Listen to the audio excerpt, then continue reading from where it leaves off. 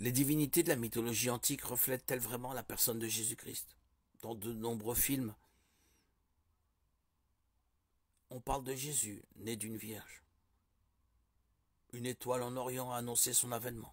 Trois rois sont venus adorer le Sauveur nouveau-né. Il est devenu un enfant prodige, un maître dès l'âge de 12 ans. À 30 ans, il a reçu un baptême, puis a commencé un ministère. Il avait 12 disciples, il a été trahi, il a été crucifié. Il est resté dans le tombeau 3 jours durant, il est ressuscité 3 jours après. Pour résumer tout ce qui est dit de Jésus. Cependant, voici ce qu'on découvre en examinant de manière scrupuleuse les textes concernant Horus. Horus est né d'Isis. Il n'est mentionné nulle part, qu'elle se soit aussi appelée Marie. De plus, ce nom est la forme francisée de Myriam, qui n'apparaît même pas dans le texte original des Écritures. Isis n'était pas vierge. Elle était la veuve d'Osiris et a conçu Horus avec lui. Horus est né au mois de Khoiak, octobre-novembre, et non le 25 décembre. En outre, la date de naissance de Christ n'est pas mentionnée dans la Bible. Aucun récit ne raconte que trois rois ont rendu visite à Horus à sa naissance. La Bible ne précise pas le nombre de mages venus voir Christ. Horus n'est pas un sauveur et n'est mort pour personne. Aucun récit ne décrit Horus comme maître à 12 ans. Horus n'a pas été baptisé. Dans le seul récit d'Horus, où il est question d'eau, il a été taillé en pièces, et Isis a demandé au dieu crocodile de faire ressortir du fleuve tous les fragments de son corps.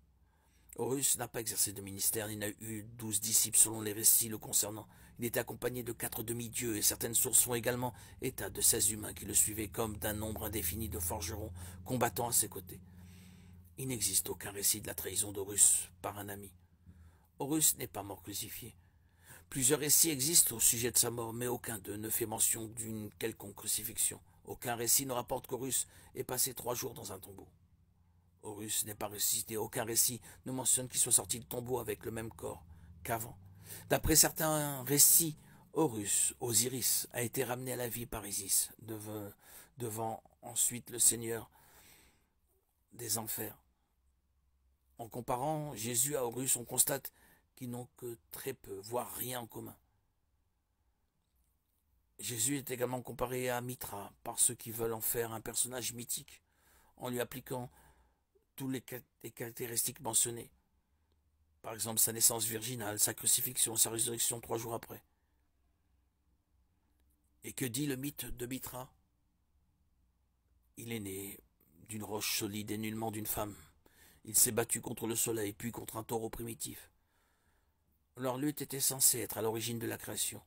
Mithra a tué le taureau, devenu le sol sur lequel est apparue la race humaine. La naissance de Mithra a été célébrée le 25 décembre, jour du solstice d'hiver. Aucun récit ne le décrit comme un grand maître, aucune mention n'est faite de ses 12 disciples. Cette idée vient peut-être d'une représentation murale sur laquelle on le voit entouré des 12 signes du zodiaque. Mithra n'est pas physiquement ressuscité.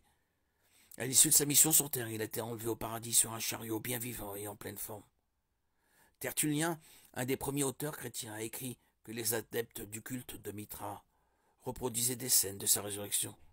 Mais c'était bien après l'époque du Nouveau Testament, si bien que s'il s'agirait plutôt d'une imitation, ce serait plutôt le mitraïsme qui recopiait le christianisme.